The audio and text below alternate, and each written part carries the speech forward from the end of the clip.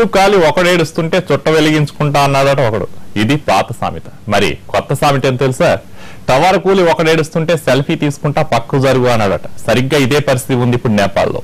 ఓవైపు చారిత్రక టవర్ కూలిపోయి నేపాల్ జనం అయ్యో అనుకుంటుంటే, కొందరు కూలిన టవర్ ఎదురుగా నిలబడి సెల్ఫీలకు పోజులు ఇవ్వడం సోషల్ మీడియాలో హాట్ టాపిక్ అయింది.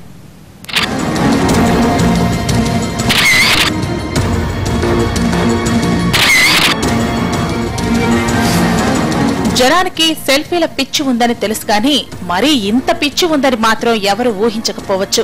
అలాంటి సెల్ఫీ పిచ్చోళ్లు ఇప్పుడు నేపాల్లో చక్కర్లు కొడుతున్నారు. ఓవైపు ఘోర విపత్తు బారిన పడి జనం విలవిలలాడిపోతుంటే సెల్ఫీల కోసం కొందరు పడుతున్న ఆరాటం చూస్తే వీళ్ళసలు మనుషులేనా అనిపిస్తోంది.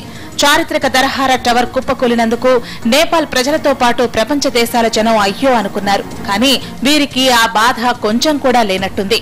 కూలిపోయిన టవర్ దగ్గరకు వచ్చి సెల్ఫీలకు ఎలా పోజులిస్తున్నారో చూడండి.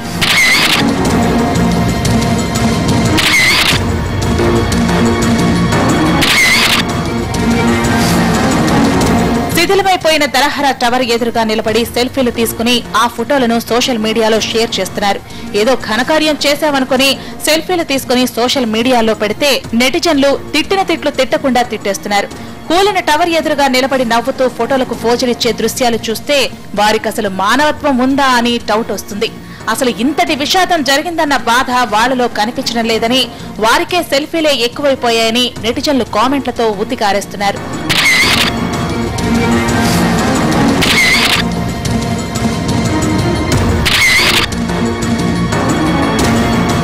ఓవైపు ఘోర విషాదంలో వేలాది మంది ప్రాణాలు కోల్పోతే వీరికి సెల్ఫీలు తీసుకోవాలని ఎలా అనిపిస్తుంది?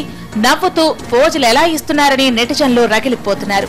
ఈ సెల్ఫీలు ఎవరో టూరిస్టులు తీసుకుంటున్నారనుకుంటే పొరపాటే. ఇలా ఫోటోలు తీస్తున్న వారిలో స్థానికులే ఎక్కువట. ఈ సెల్ఫీలన్నీ ఇప్పుడు సోషల్ మీడియాలో తెగ చక్కర్లు కొట్టేస్తున్నాయి.